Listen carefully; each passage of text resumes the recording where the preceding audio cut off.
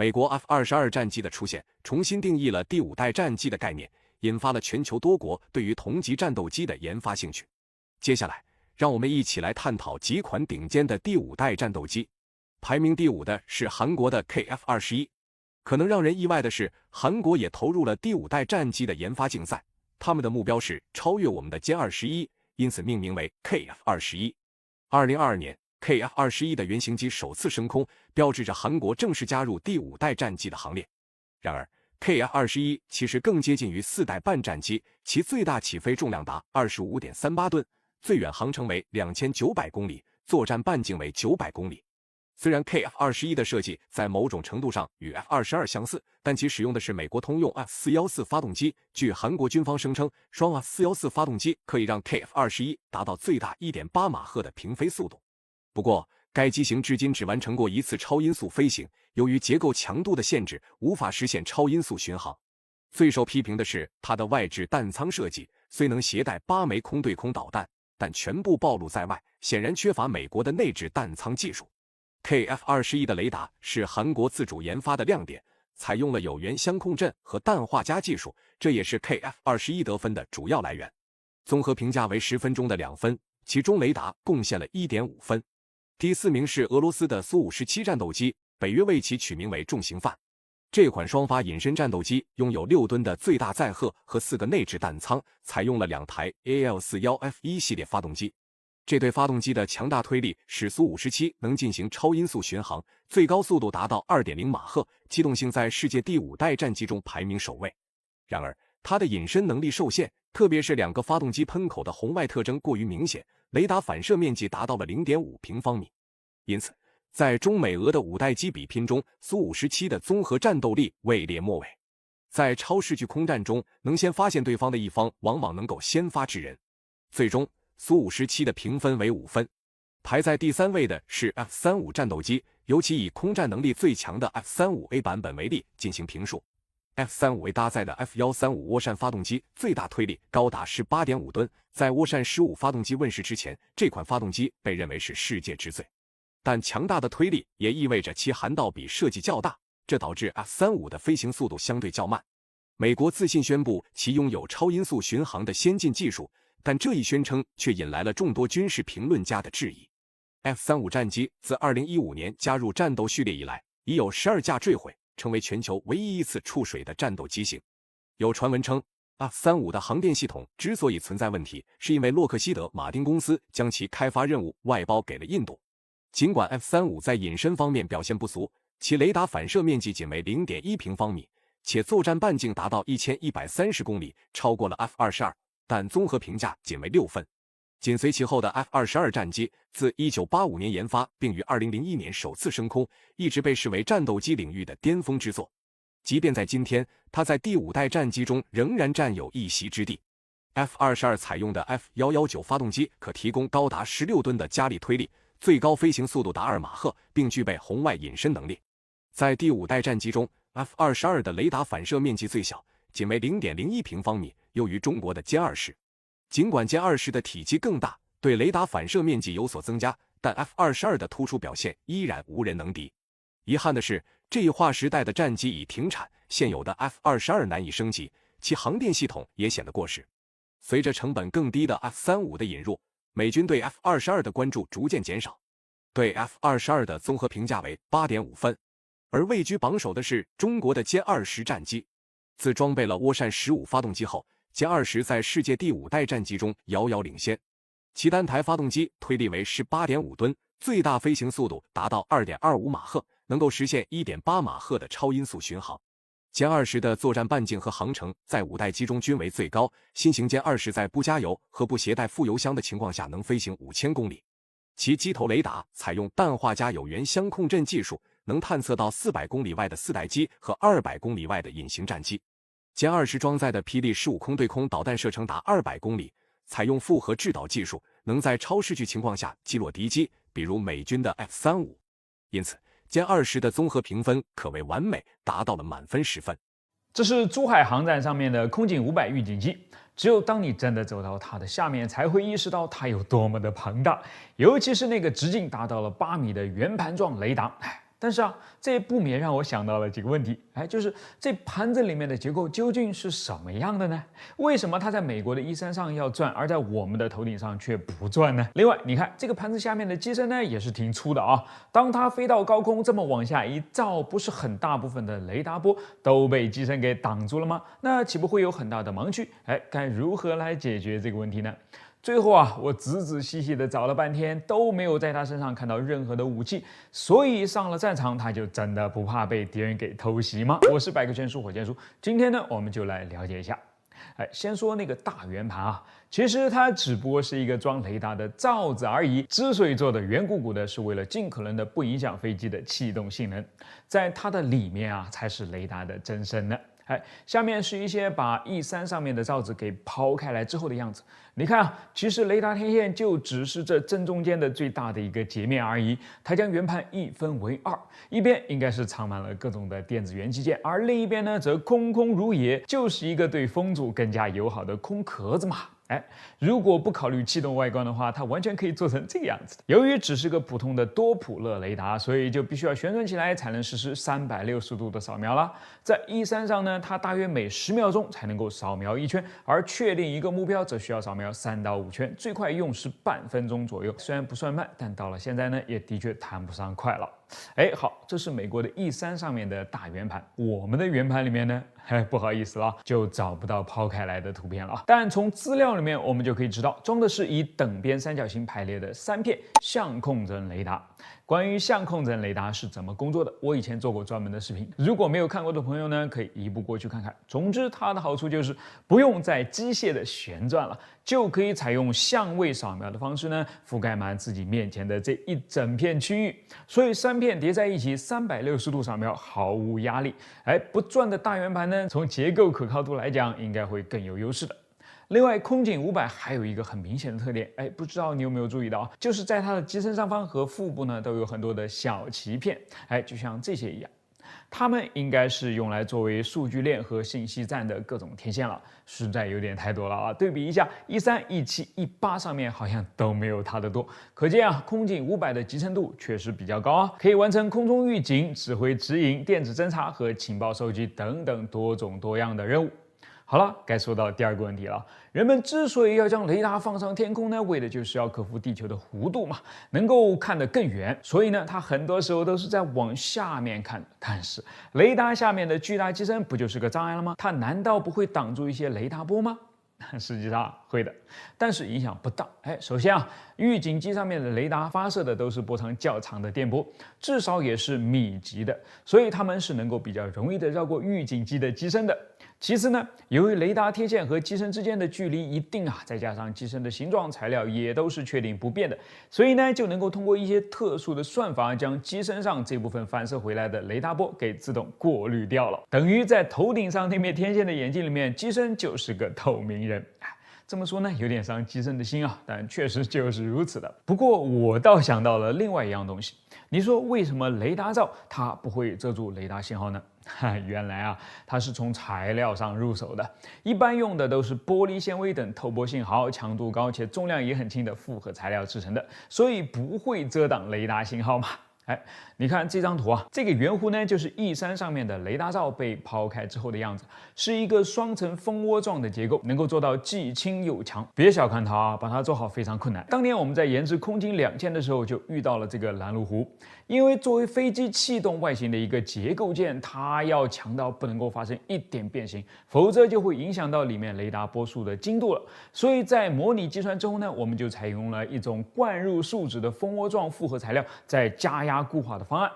但想要把它做大呢，却非常困难。它不仅模具要够大，用来加压固化的高温热压罐也必须要够大才行啊。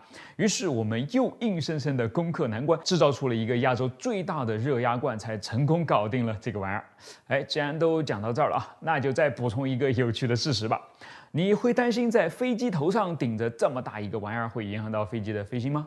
实际上呢，不会啊，因为它的气动外形正好提供了足够的升力来抵消了其自身的重量，从而较好的使飞机保持了平衡。不过还是需要付出一些代价的，那就是你得把它当成是一架客机来飞，像这样的机动动作就不要想了啊。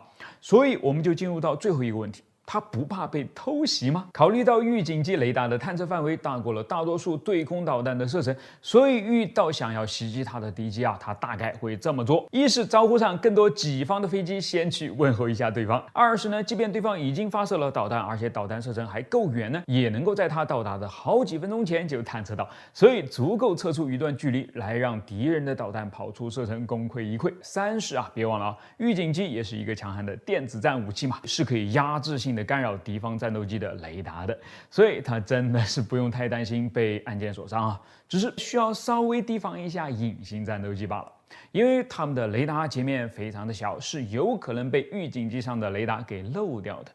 那么隐形战斗机就真的会对预警机造成实质性的威胁吗？还是不容易因为有数据链嘛。卫星、空中和地面上的每一个单元都能够提供并共享各类数据，而预警机呢，恰恰又是其中数据融合的佼佼者。哪怕它自己看不到，也能通过别人的眼睛来看到终究还是占据了主导。难怪会被称为空中力量的倍增器了。好了，这就是预警机。这次呢，我不仅用数码相机记录了它，还拿黑白胶卷拍了几张。改天亲手冲出来看看，藏在银眼里面的空警500又会呈现出什么样子？你们期待吗？我是火箭叔，关注我，把不一样的科学知识讲给你听。箭在射出去之后，并不是笔直着前进的，而是会像在水中游动的鱼一样摆动着前进。这是怎么回事呢？前段时间我买了一个玩具中很专业、专业中很渣渣的弓箭回家玩，在面对5米前的靶心时，几乎就从来没有失手过，全都射在了0环开外。为了搞清楚究竟是什么原因让我的手气变这么差，我用慢镜头拍下了弓箭射出的那一瞬间的画面，然后就搞清楚了，原来是箭碰到了弓，弹离了原本的方向。这下我就放心了，不是我自己水平差，只怪弓呢，他不太讲武德。但是你说他现在不讲武德，以前就讲吗？以前的弓箭手不也是会碰到这个问题的吗？他们是如何解决的呢？我是百科全书火箭叔，这个问题呢，把我带到了弓箭手悖论上面，在了解完了之后，发现非常有趣，分享一下。首先，正如前面在我拍下的那个慢镜头里面可以看到的，箭在射出去之后，并不是笔直着前进的，而是会像在水中游动的鱼一样摆动着前进。这是由于我们所使用的箭支并不是绝对的钢体，它们都是有弹性的。在射出去的一瞬间，箭的屁股最先感受到来自弦的强大推动力，所以开始往前运动。与此同时呢，这股力量也顺着箭身往前传递，每到一处就会推动这处的箭身一起前进。虽然很快，但毕竟也是有时间差的，所以在箭的尾巴动起来的那一瞬间呢，其实箭头还没有开始动，其结果就是箭身被弯曲了，自然就会一扭一扭的往前飞了。箭身弯曲的程度取决于它的弹性大小，这个在专业上叫做箭支的桡度。熟练的弓箭手在了解了自己所使用的箭的桡度弓的拉力之后，是可以凭手法使发射出去的箭利用左右的摆动，完美绕过前面挡着它的弓的，就像这个视频里面的一样。所以手法就很重要啦。简单来说呢，如果你是用右手除大拇指以外的其他几根指头来拉弦的话，记得要把箭放在弓的左侧。如果是用右手大拇指拉弦的话，那就得把箭放在弓的右侧。当然，如果你是个左撇子的话，那就把刚才我说的那一套镜像一下就可以了。为什么要这么做呢？因为使箭左右震动的主要原因呢，来自于弦在释放时传递给它的力量的方向。当我们用右手除大拇指的其余手指勾着弦释放时，在摩擦的作用下，弦会稍微偏左向前弹出去，于是给箭尾的力也是偏左的，这就把箭头扭向了右边，使接下来的箭身全程都不会插到弓上面去。想象一下，如果这个时候箭头位于弓的右边的话，会带来怎样的结果呢？箭在飞出去时，全程都会插到弓上面，能射准就怪了。但电视剧里面百步穿杨的高手们不都是这样拉弓的吗？这个并不奇怪毕竟在影视作品当中，浑身上下都被子弹打成马蜂窝之后，不是还能对着镜头撂下狠话吗？回到弓上面由于箭支桡度的存在，以及它一扭一扭的独特前进方式，就让瞄准变得非常反直觉了。如果还按照传统的瞄准方式将箭头所指的延长线指向目标的话，你是永远都碰不到目标的。只有当你把它歪向一边时，才有可能会命中。具体来说是要把箭身上的2个波节点的连线方向对准目标才行。波节指的是当箭身左右震动时，它上面那2个始终不会发生移动的点。很显然它们的连线方向肯定是跟箭头的指向方向是不一样的。好了，最后就落到关键问题了，怎么才能找到波节点的连线方向呢？有句话你肯定听说过，熟能生巧，凭感觉多练呗。我是火箭叔，关注我，把不一样的科学知识讲给你听。火箭发射相当激动人心，但你得要感谢这些不但展现了火箭点火的瞬间，也一路跟拍直到火箭进入太空的摄影画面了。因为想要拍下它们并不是一件容易的事情。我是火箭叔，今天我们就来聊聊你刚刚看过的火箭直播画面都是怎么拍出来的。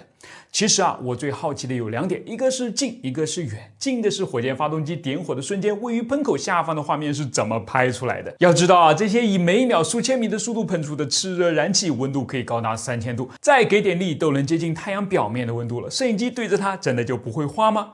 另一个就是远，这些庞然大物起飞之后呢，是以惊人的每小时5000公里的速度远离地面，同时也在远离地面上对着它拍摄的摄像机。然而，为什么我们依然还是能够拍下那么清晰的飞行画面呢？难不成是跟着它一起飞的吗？好，一个个来。首先，我们要明确一点尽管这些唯美的画面看起来似乎就是为了满足你我这等吃瓜群众的好奇心的，但实际上它最主要的作用是为了向工程师和科学家们展示出在火箭发射的各个关键阶段都发生了些什么，比如引擎点火、脱离支架、姿态调整、助推器分离等等。甚至在某些情况下呢，它们还会成为事故调查中最重要的关键证据，比如挑战者号和哥伦比亚号航天飞机的灾难。所以现在你想明白了为什么工程师要不惜一切的代价在火箭下面、在火箭的四周、在火箭身上布满摄像机了吗？那都是为了他们自己娱乐观众只不过是顺带的而已。不过我已经很满足了。为了仔细观察火箭发动机点火瞬间的状态，工程师将每秒能够拍摄500张画面的高速摄影机直接安装到了发射平台上面。但其实就像画面里面本身已经拍到了的一样，在烈焰之下，摄像机是如何保全自身的呢？原来它是被安装在厚厚的水泥垫内部，既没有靠近发动机喷口，也实际上根本就没有抬头望向那个红彤彤的屁股，而是将镜头对准了一块由石英玻璃制成的耐热反光镜而已。通过跟潜望镜类似的原理，安全的拍出了这样的宝贵瞬间，让我们也能贴着鼻子感受到火箭的温度。类似的摄像机其实布满了发射架，从而能够让工程师们全面的掌握火箭从启动到脱离这整个过程的每一丝细节。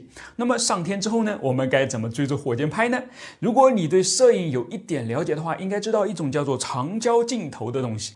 就是焦距越长呢，越能把远处的景物给拉到近处，然后看个清清楚楚、明明白白。日常生活中呢，不要乱用哦。不过用它来拍火箭嘛，就需要比日常的焦距更长才行了。为了拍出几十公里外满屏的火箭画面，摄影机的焦距会是一个天文数字。它看起来呢，确实也挺像天文望远镜的哦。焦距往往要达到10000毫米以上才足够把火箭拉到我们眼前。但这就带来了另外一个问题，因为焦距越大，视野范围也就越窄，而火箭又跑得飞快，想要把它锁在画面中央，摄像机就要同步跟着火箭来转。想想你也知道这可不是一个能靠徒手举着摄像机就能够完成的活。实际上，为了达到目的，拍出效果 ，NASA 很早就在开发能够追踪火箭发射的光学系统了，甚至找过了它自己的历史。1946年天文学家克莱德·汤博，就是在16年前发现了冥王星的那位，被军方邀请来改进一款可以更方便的拍火箭的装置。于是汤博的团队就把一台2战中剩下的 M45防空机枪塔做了一些升级改造，用2台接着35毫米胶片摄像机的天文望远镜换掉了原来的50毫米机枪，然后在中间装上双筒镜。拍摄人员坐进去之后呢，一边用双筒镜来观察火箭的飞行轨迹，一边手摇摇柄控制平台来跟上火箭的节奏。于是本来是要把飞在天上的东西打下来的攻击者，如今变成了能够让他们飞得更愉快的守护者。历史赋予一样东西的使命，还真是可以说变就变哦。既然模式定了，后来的 NASA 在地面上拍火箭的装置呢，基本上都是同款升级而已，从手动变成了自动，从黑白变成了彩色，再从胶片变成了数码。而拍摄的火箭呢，也从老套的 NASA 样式变成了科幻的 SpaceX 样式。未来让我们期待更精彩的火箭发射吧。我是火箭叔，关注我，让你爱上科学。潜艇一般都是黑色的，为什么？是为了把自己变得跟深海的颜色接近，然后更好的隐藏吗？但潜进深海不是已经算是很好的隐藏了吗？所以一定另有原因。我是百科全书火箭叔，今天我们就来揭开真相。首先要肯定的是，潜艇的涂色的确极其有效的探测范围，又可以减少自家潜艇内部发出的噪音外溢，比方说发动机那巨大的噪声，因此也降低了对方的被动式声呐的探测范围啊，可谓是真黑科技啊！最早发明它的是德国，1940年代就被用在了大名鼎鼎的 U 型潜艇上。到了1970年代，苏联人照搬了过去，把消音砖安装到了自己的阿库拉级核潜艇上，发现真的很有效的。经过这个大约10厘米厚的消音砖包裹之后呢，该级核潜艇的声学特征直线下降了20分贝左右。于是到了1980年代，美国和英国也学了过去，都开始在自家潜艇上用上了黑色的消音砖了。所以现代潜艇它不是被涂黑的，而是被包黑的。那为什么消音砖是黑色而不是别的颜色呢？因为它的主要材料是密布着许多微小空隙的橡胶，而天然橡胶的颜色本来就是白色的。是的，本来消音砖的颜色应该是白色的，我们的汽车轮胎也应该是白色的。它们之所以被黑化呢，不是为了耐脏，而是为了耐磨。在白色橡胶里面加入碳黑材料，可以让轮胎比原来耐磨10倍以上，也可以让不断经受压力变化的潜艇消音砖有更长的服役时间。并且呢，研究还表明在消音砖的橡胶里面加入碳黑作为增强填料，比使用其他增强填料更加吸音。所以为什么不用它呢？另外，当添加不同比例的碳黑填料到消音砖里面后，还可以改变它们的吸音属性，因此可以用在潜艇身上的不同部位，达到最好的隐身效果。好了，这就是黑色潜艇的黑色秘密了。总结一句就是，它的确是为了伪装，只是也许不是你以为的那种伪装罢了。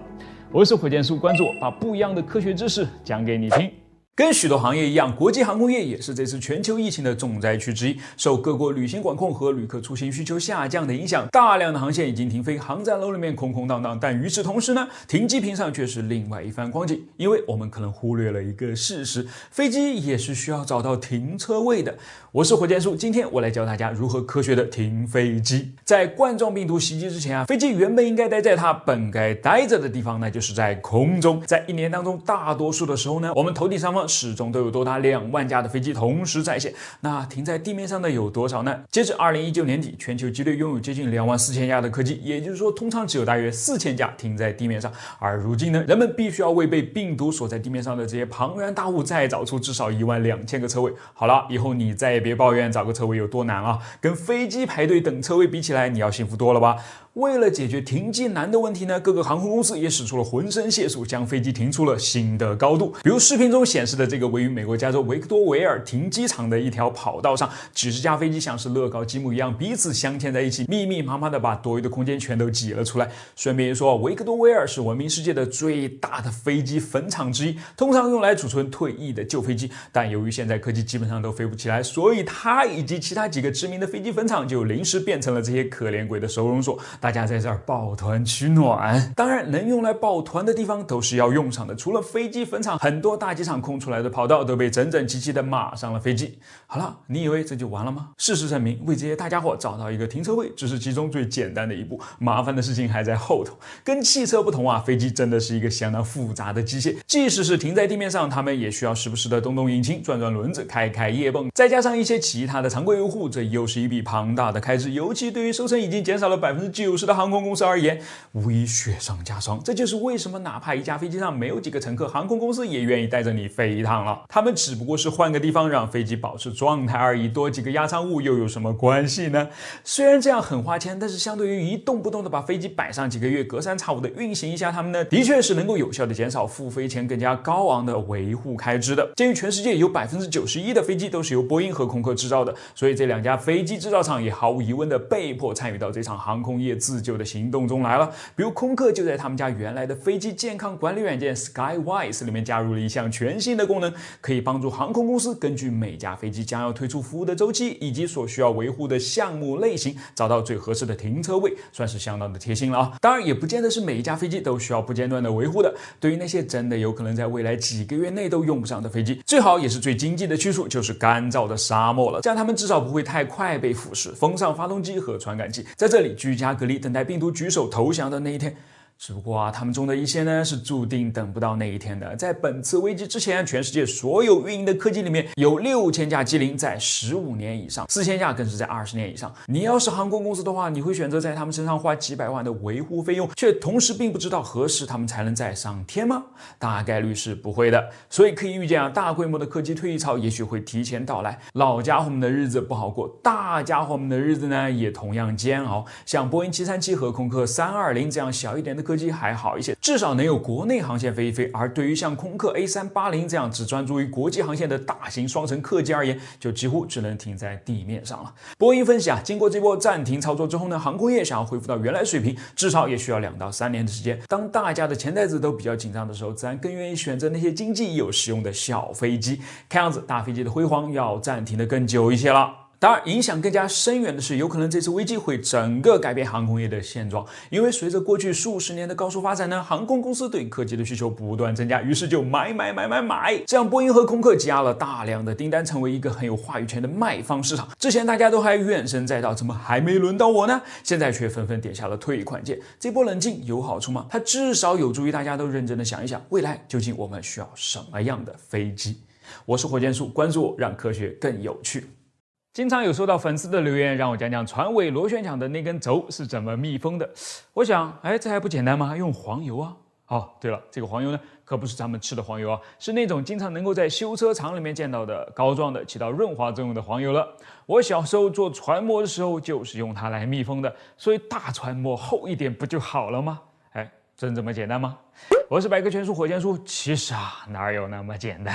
我仔细研究之后呢，发现就连想要讲的尽量简单都难啊，所以我尽力，也欢迎大家来帮我补充和纠正啊。虽然成年人的船尾上不抹什么黄油，但其实无外乎也只是把黄油密封的方式搞得更精细、更复杂、更有效了而已，原理都是差不多的。使用某种东西夹在旋转的尾轴和固定的开孔之间，来把水堵在外面。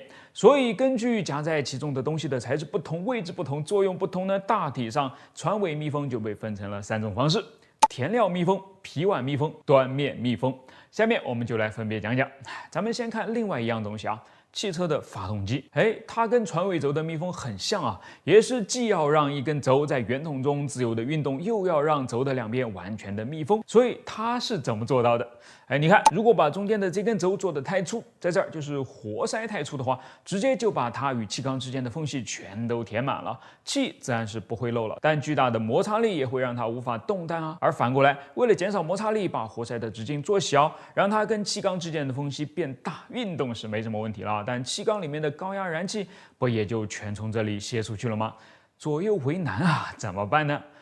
活塞环就来了，它被卡进比它略大一点的活塞环槽当中，并具有一定的弹性。当高压燃气顶过来，会很自然的把它推到2边，压到气缸壁上面去。于是就在这里形成了一个狭窄的密封面，既把气堵在了里面，又由于其接触面积非常的小呢，所以摩擦力也是控制在了可以接受的范围之内的。活塞就能够在气缸当中边动边堵了，完美解决了问题。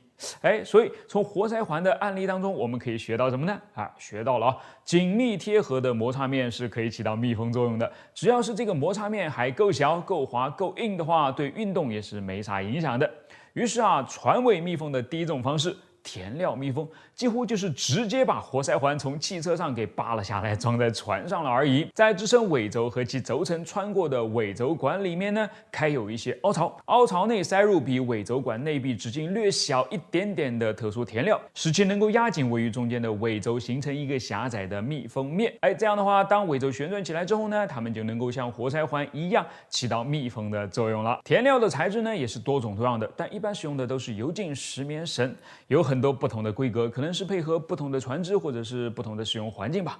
总之呢，它们应该是非常耐磨，但又不至于像尾轴那么耐磨。所以呢，磨损的永远是它。只要定期更换一下就好了，尽最大可能去保护那根娇贵的尾轴。不过常在河边走，哪有不湿脚的？只要是有摩擦就会产生损耗，水滴还能石穿呢，棉绳怎么就不可能把钢轴磨出一个槽呢？所以填料密封的方式已经基本上不会用在如今的大型船舶上。上了。你看这个能够穿人的大洞就是用来穿轴的，所以你觉得要是把这么粗的一根轴给磨损了去换掉，值当吗？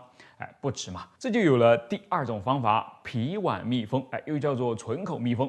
关键是加入了这几样东西，一个是这样的截面为英文字母 J 型的皮碗，另一个是套在尾轴上的高硬度衬套，还有一个是灌在尾轴管里面的复杂油压系统了。我尽量把它简化后讲给大家听啊。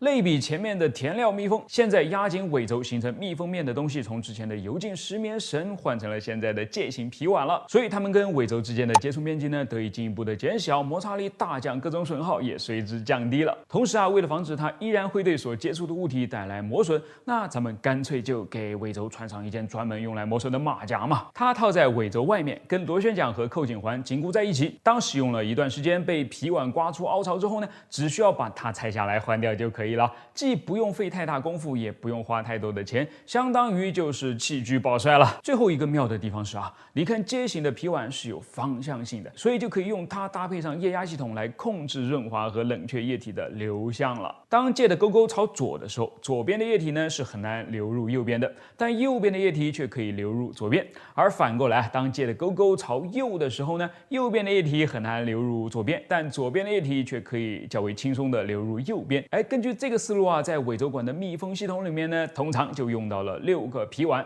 它们的布置如图上所示。1、2、3和 3S 呢放置在靠近螺旋桨的尾端，4和5放置在靠近发动机舱的前段。1、2、4、5勾勾朝左，3和 3S 勾勾朝右。两套油压系统会在2、3、3S、4、5之间不断泵油循环，起到润滑、散热和密封的作用。1的外面和1与2之间就是充满的海水了。同样它也可以起到降温和润滑的作用所以整体上看呢，这6个皮碗实际上被分成了3组，对应着3种不同的液体压力。1和2一组直面海水，对应着居中高度的海水压力。2和3一组，中间夹着润滑油，它的压力可以通过其设置的重力油箱的位置看出来，是低于海水压力的，所以就能够让它以较为缓慢的速度通过往左勾的2号皮碗朝左边的海水当中渗出去，既起到了润滑作用，又起到了把海水挡在外面的作用。3S、4和5之间呢，则充满了压力高于外界水压的润滑油，它可以对中间的轴承起到充分的润滑和降温作用。同时，当海水突破2号皮碗，甚至是3号皮碗之后呢，也能够用其更大的液压把海水压在外面，避免进水。这个差不多就是皮碗密封的基本工作原理了。不知道你有没有听懂呢？要是听懂了就扣个1，不太懂就扣2，完全蒙圈的就扣个问号。这样的话我就知道了。以上2种你看其实都跟活塞环差不多是一样工作的，就是把尾轴箍在中间，像是上了紧箍咒一样。所以既然有第3种，那我们就要帮尾轴松松绑了。端面密封，封的就不是尾轴的表面了，而是尾轴上装着的摩擦盘了。摩擦盘有2个，一个叫做静摩擦盘，装在固定不动的尾轴管上，只能在弹簧的作用下沿着轴向前后移动，但是不能够转动。另一个叫做动摩擦盘，它与尾轴是连在一起的，只能跟着它转动，但不能前后移动。实际的封装图呢太过复杂了，我就直接将其简化成了这样：弹簧会一直推着静摩擦盘压在动摩擦盘上，在这里形成一个密封面，后面的部分呢就全是水了。与此同时，还会再泵入高压水，用来进一步的降温、润滑，以及把钻空子进来的海水呢给压出去，就这么简单。它的好处是易于维护。如果摩擦盘不是已经被磨得太薄了的话，都可以在弹簧的作用下一直压紧在一起的。有点像是我们汽车的碟刹系统，如果真的是磨得太薄了的话，那么直接换一块不就好了吗？我搜索了很多资料，似乎用到这个密封方式的船只呢都不是太大，在那些巨型油轮和集装箱货轮上呢，一般用到的都是我们今天讲到的第2种皮碗密封。所以真的是这样吗？大家可以召唤你认为最专业的人来帮我确认这个答案。今天的内容呢就暂时到此为止了。我是火箭叔关注我，同时我等着大家的好消息哦。说到超级工程，作为中国人，咱们可是一点也不陌生了。这不，又一个超级工程正式开工了，那就是世界首座设计时速350公里的海底高铁隧道——汕头湾海底隧道了。我翻了一下相关报道，其中最让我感兴趣的是它的施工方式。由于位置特殊，地下环境复杂，所以为了挖通这个隧道呢，我们几乎是把目前所有主流的挖掘方式都用上了，其中就包括了明挖法、盾构法和矿山法。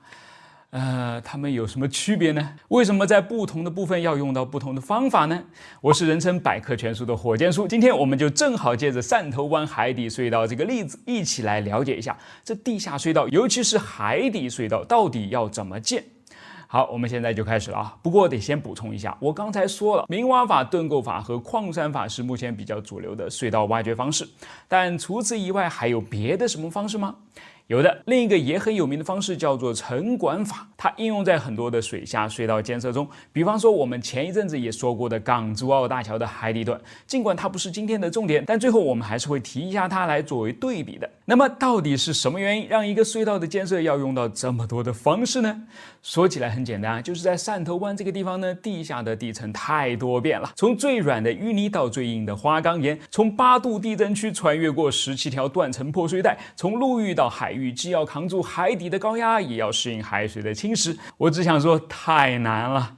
任何单一的方法都无法拿下这个开了挂的大 boss， 所以只能组合着来。比方说，在一开始又软又浅的入口段呢，就采用明挖法。咱们从它的名字里面就能够猜出它大概是怎么工作的了。简单来说，就是先把这个需要建设隧道的地方整个从地面上挖开，然后在露天的情况下修筑内衬，也就是能够把隧道支撑包裹起来的结构。接着呢，把一开始挖走的泥土回填覆盖上去就可以了。这个方法显然是最简单、最经济、最快速的选择了。但是缺点也很明显啊，就是只能对付较软的土地和挖较浅的隧道了，一般只应用在城市的地铁站和地下通道的建设当中。当然，用在汕头湾海底隧道的入口段也完全没有毛病，因为在这个较浅的地层里面呢，主要是疏松的粉砂岩，正好完全就是明挖法最擅长的场景了。接下来隧道往前推进，我们就要面临更深更黏的淤泥质土层了，以及越来越硬的弱风化花岗岩层了。于是出场的选手就变成了盾构机。其实这几年呢，随着各个城市都在抢着修地铁，盾构机出现的频率应该说是相当的高的。让我猜一猜啊，上面我说的几种挖隧道的方法，你可能不知道什么是矿山法，什么是沉管法，但一说到盾构法，你一定我知道，就是那个挖地铁的东西了。没错，盾构机其实解释起来也非常简单，你只需要把它想象成一个直径可以达到10几米的大电钻就可以了。它拼命的，只不过拼了命，每天也只能以几米的速度往前转，然后通过传送带把转出来的泥土、碎石或者是泥浆源源不断的往后送出隧道。一边往前转呢，就一边在后面用预制好的弧形或凝土块将洞壁砌起来，形成衬砌。在防止隧道坍塌的同时，也作为推动自己往前进的支撑面，简直是一举两得啊！其实这样形容还不够，实际上整个盾构机就像是一枚可以多线程工作的 CPU， 在同一时间把好几样工作都完成了。推进、出土、拼装，而且几乎都是自动化作业，所以看起来每天只能前进几米，好像慢得不行。但实际上，它已经是一个非常高效的挖洞工具了，并且在这个庞然大物的支撑和掩护下施工的安全性也是非常高的，难怪它能成为地铁建设中的明星了。但再好的东西也是有缺点的，比如挖不了坚硬的岩石。也不是挖不了啊，只不过你实在扛不住，没挖几米就要跑去换个刀片吧，既不经济又不安全，而且也实在是没有必要啊，又不是没有别的方法可以选了。对了，既然到了又深又复杂又坚硬的岩层了，我们的方法就需要换成矿山法了。这个方法既然得名如此，肯定是跟矿山有点关系的。实际上，它就是从矿工们挖开矿洞的方法中找到灵感的。用矿山法来开挖隧道，最大的特点是隧道的形状并不是一次性挖出来的。这个怎么理解呢？你就想啊，你要挖的这个隧道，它设计出来的形状，也就是横截面的形状，是个正方形，上面再带个拱顶。按照盾构机的策略，我一次性给你把这个形状挖出来。它的底气来自于，反正挖开来，我自己也能够用躯体给你顶上啊，不怕坍塌。但矿山法可不会这样干，它会把这个横截面呢分成好几次来挖。比方说，先挖一个半圆形的隧道出来，作为最终隧道的拱顶。等把这部分完成了，然后再向下、向左、向右挖出完整的隧道出来。之所以要这么干，是因为在挖出一部分岩体时，它上面的岩体由于失去了下面的支撑，随时都会有坍塌的风险，所以就要边挖边人为的进行支撑。支撑当然是面积越小越容易啊，所以就从挖小洞开始，再慢慢的把它扩成大洞吧。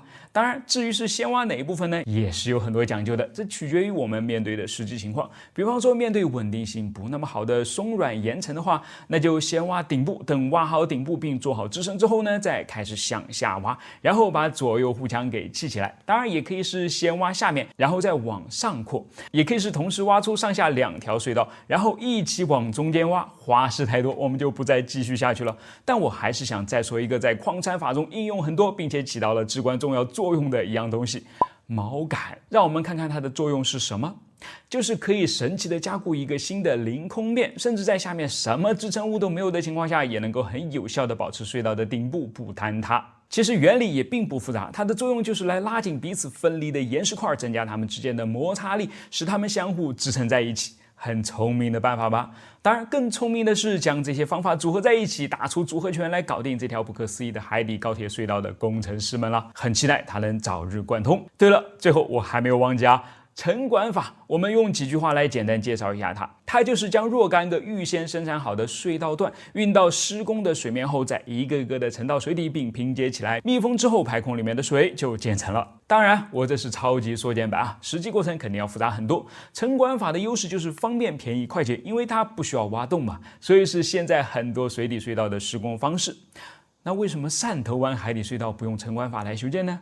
因为它需要一个相对稳定的水温环境，但恰恰这里缺的就是这个了。好了，我们今天就聊到这儿。我是火箭叔，欢迎关注我的栏目，把想说的建议、想要指出的错误以及想要补充的观点都留言告诉我吧。